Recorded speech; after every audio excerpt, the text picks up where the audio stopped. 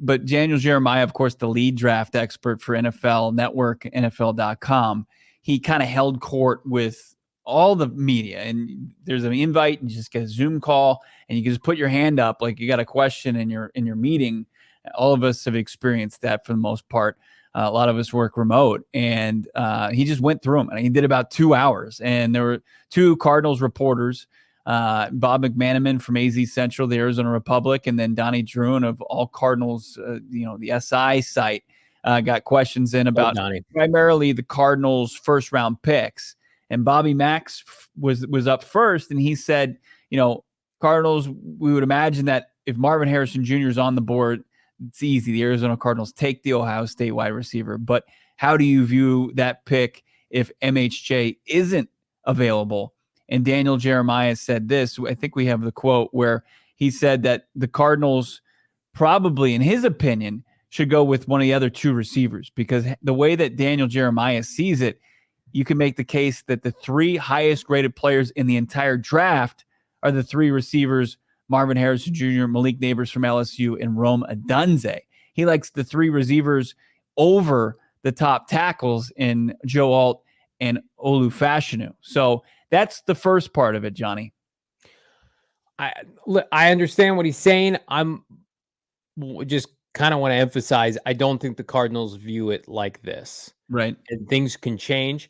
We've got 2 more months to the NFL draft, and people can clip stuff and they can keep receipts, and what we say now may not be true in April because people's opinions can change. We're pretty confident, like, they want to take an offensive tackle if Marvin Harrison Jr. isn't there. That's something that we've sourced over the last couple of weeks. I think that, yeah. Don't like, and I like Malik Nabers and Rome Odunze fine. And I think they're a prime trade down target if things fall right. The Cardinals are desperate for a left tackle. And a left tackle. We broke the news yesterday. Paris is staying at right tackle.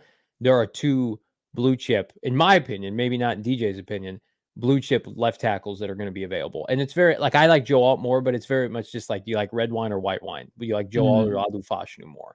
So I couldn't tell you who the Cardinals have graded higher, but I think, again, I tweeted this out like 3 days ago.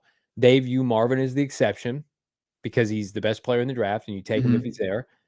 And if he's not there, certainly, as Ossenford mentioned on local radio today, like, they want to be able to move around, probably try to trade down and get a tackle. And if they can't trade down, I think they take a tackle at 4. Remember, it was last year, Bo, where everybody's like, you have to take Will Anderson Jr. We have it sourced on this podcast.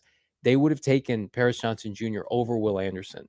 Like, they don't care about the narrative of, well, you got to take X player because he's popular in the media or he's this, that, or other on somebody's big board. I think they would rather take a tackle than a receiver after MHJ is not there. I think you're right by saying they're hell-bent on getting a tackle. Mm-hmm.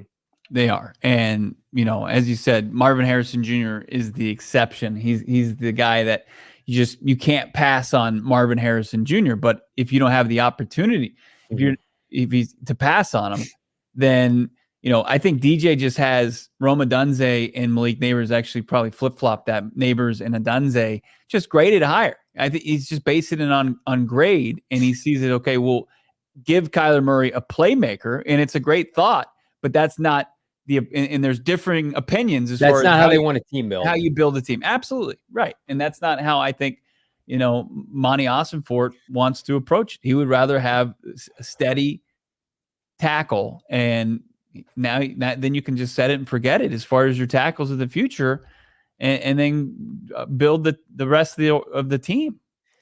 And it's like, I'm not saying that that's the right decision, by the way. I don't think Bo is either. Like, but I'm not going to sit here and lie to everybody. Like, that's what we're hearing the team wants to do. And I think what you can't argue is they won a very specific style toward the end of the year when the offense was as efficient as it's ever been, and Greg Dortch was their number 1 receiver, and Michael Wilson and Trey McBride. Yeah. But, like, they want to be able to go out and have their quarterback upright for 4 quarters and have open passing lanes. And I just don't, outside of Marvin, I just don't think they value receiver, maybe like I at least thought they did. I remember doing a show before the Senior Bowl, And I said something to the effect of like, well, if Marvin's not there, then you got to take a receiver at 4 because they're all going to be gone by 27.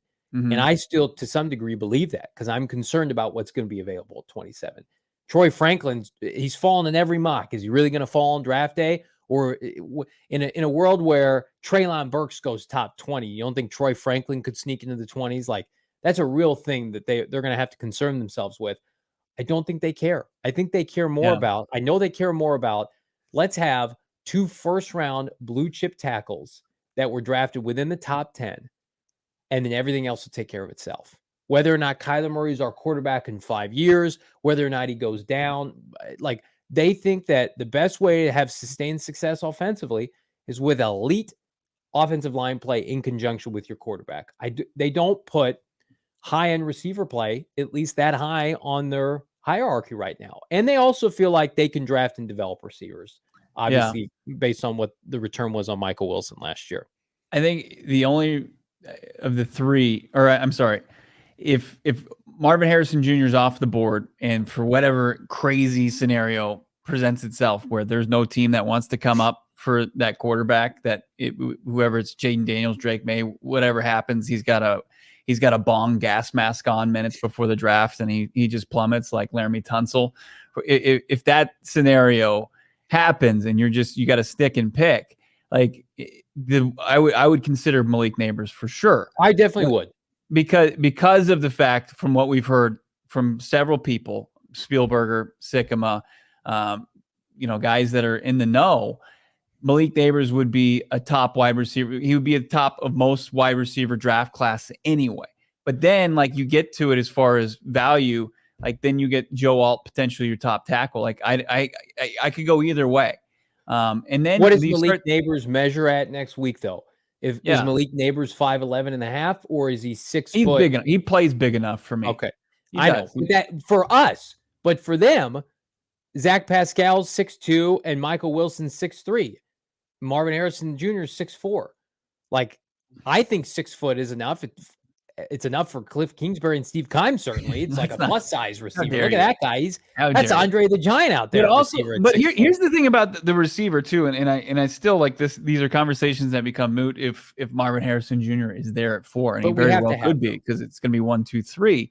And Daniel Jeremiah will even back up that comment here in just a bit. We'll get to it, but like I don't get scared off about the inability down the draft board to get wide receivers. It's just a different caliber. Like Troy Franklin isn't the end all be all, like, because we've been there and we've seen like a Xavier Legette, we've seen a Brendan Rice, we've seen a Ricky Pearsall. Like there's plenty of depth in this receiver class. Just as the same case can be made, and the Cardinals are in a great position because they're one of their 2 top needs: wide receiver, tackle, wide receiver.